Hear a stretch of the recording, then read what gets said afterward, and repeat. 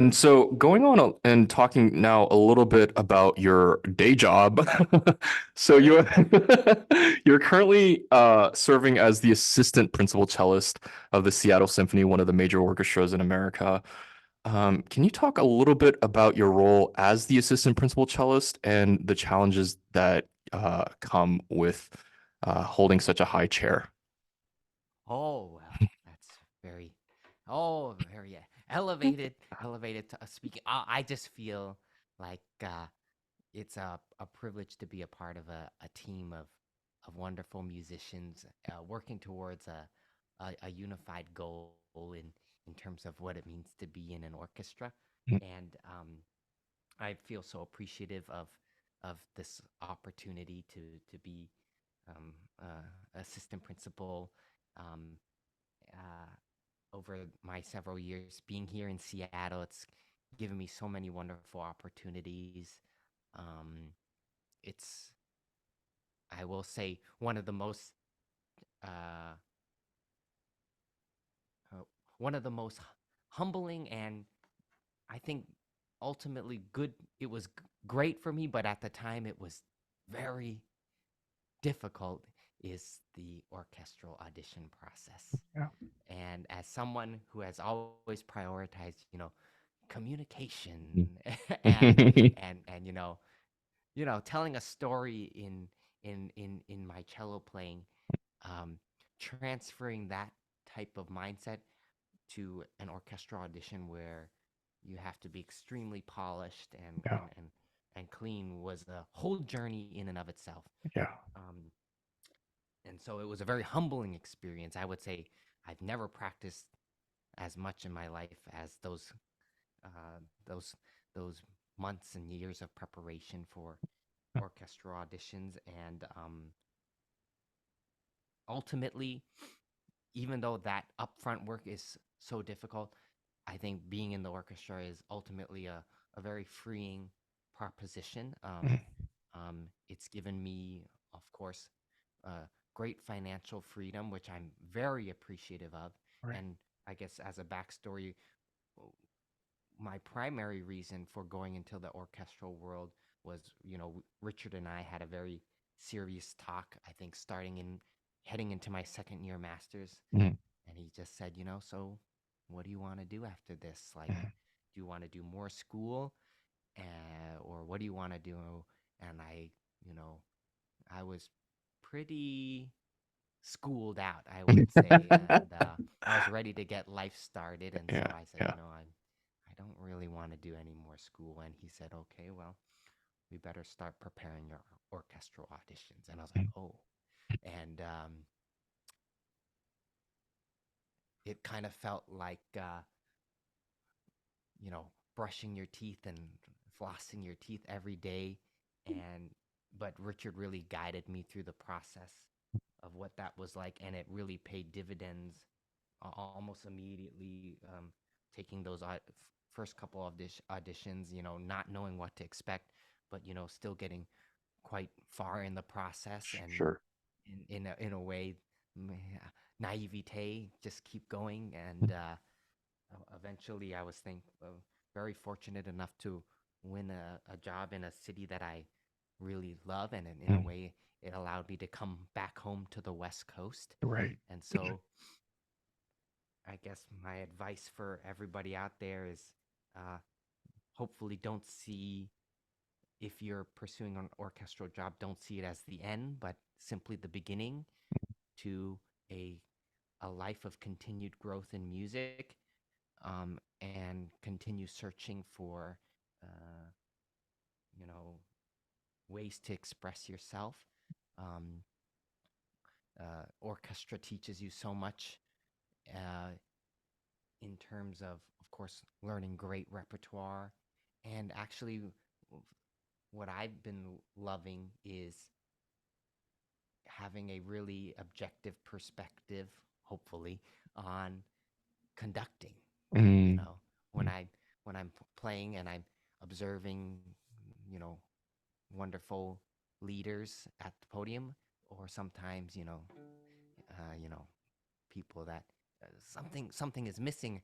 Being able to observe what makes a great conductor great, and how they rehearse. Right. I think that's been an incredible skill to observe. Yeah.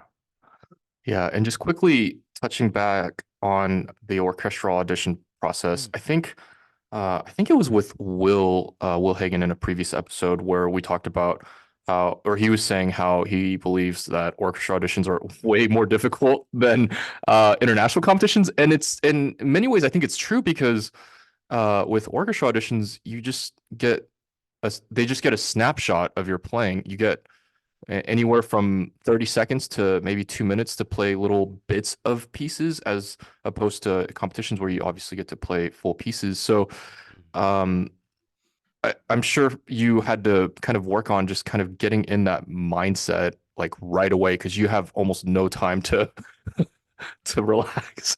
So, Definitely. I yeah. think there's a whole mental game uh, in in in in that kind of confinement of you got to be, ready to go, and that takes time Yeah. and experience and a lot of playing for others, Mm.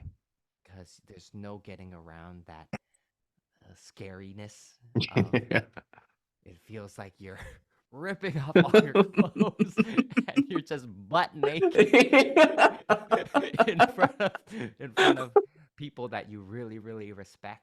Right. Um, uh, yeah, I mean, I can't speak to international auditions, and Will Hagen is a dear friend of mine and Mhm. uh, incredible player. Yeah. He incredible musicianship and Right. um, uh, I guess where am I going with this? I mm, I guess it's part of my personality, but I've never enjoyed the competitive aspect Sure. of being in this field. Uh, and I think in a way that's why one of my huge love is chamber music. Yeah. Uh, Yeah. it's I love this aspect of making other people look good on a stage, and I think Mm. that's something that also comes to play when you're in an orchestra. Yeah. I want people to feel happy. Yeah. That's just Yeah. the way I am. I don't like to go, oh look how you know. And Yeah. of course, you need a little bit of. I think in this industry, you need a healthy amount of ego. Mhm.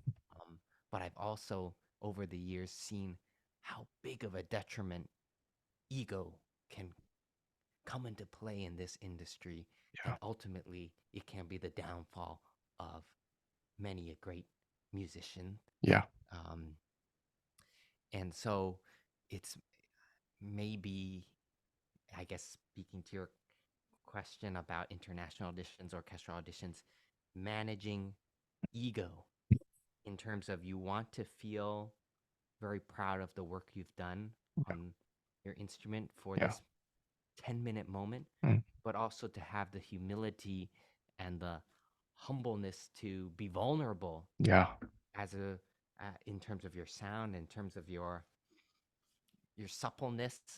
And I don't know if they're doing this much more these days. I haven't, you know, been uh, successful in auditions recently, but Mm. sometimes getting a comment from behind the screen, can you Mm. modify this? Can Mm. you change this?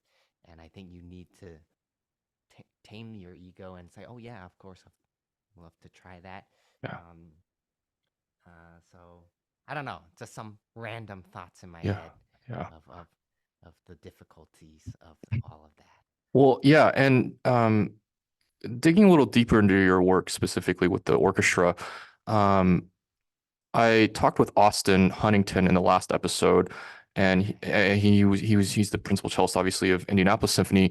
And in a way, I almost feel like your job is a little less enviable because you're you can go from being in the section to 1 week to having to lead the section another week.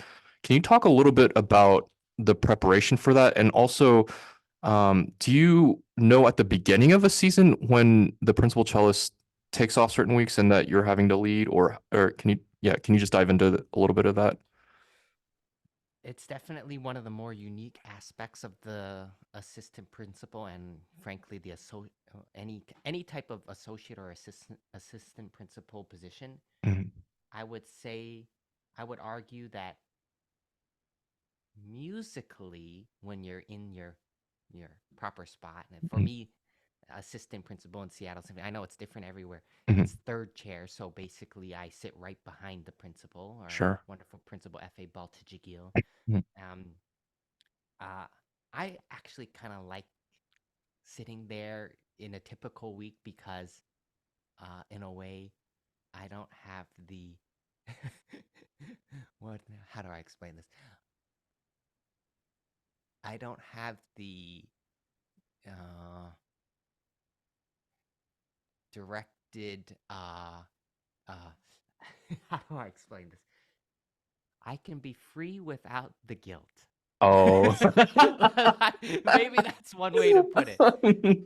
Yeah. So I can somewhat, play more freely. Mhm, Um, uh, but definitely, for example, this week we're playing Dvorak Cello Concerto and Rachmaninoff Symphony Number Two, mhm, one of two of the great pieces in the repertoire. mhm. And unfortunately, our principal got sick, and so our associate principal Mika Kwan De Lorenzo, with less than 12 hours notice, had to step up and play principal. Oh, wow. And uh, the level of preparation when you're the principal is definitely must be extremely high. Yeah. Um, and uh, the unique thing about the Seattle Symphony is we also play the opera. Mhm. So 4 or 5 times throughout the year, the orchestra will split into two groups, and half of us continue playing in the symphony, and half of us continue playing in the opera for a couple weeks.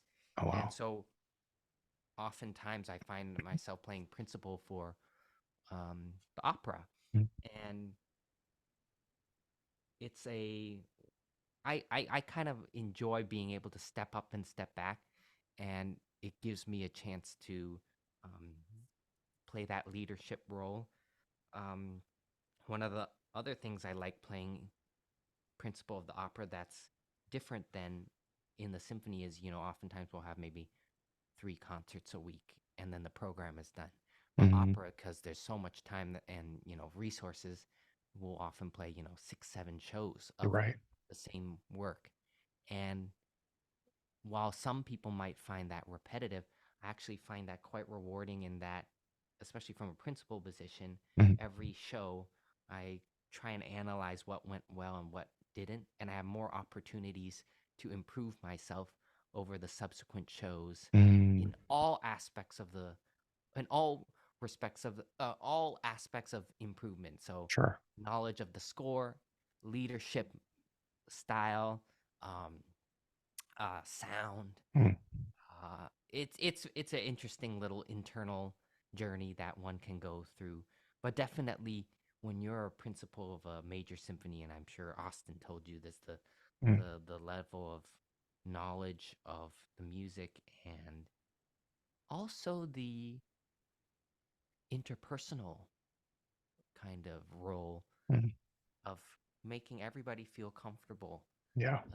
is an aspect that I feel, unless you're in an intense orchestral training program Mm. before school, is something I've had to learn on the job. Yeah. Yeah. And so that's been a very interesting experience, but I definitely am feeling more and more comfortable with that, and Mhm. it's something I like about being an assistant principal. Yeah. Well, no, actually, Austin did mention one time early in his career, he gave a comment to someone in the section, and it was probably a little bit more direct than it needed to be. And so he was saying that he had to learn how to communicate, like what you were saying. And I mean, yeah, because as a principal, you um, obviously you delegate, but also it's a lot of it is just very, uh, uh, I would say, just you know embodying the section and like kind of really showing the gestures well, which I'm sure you've come to really learn to do well.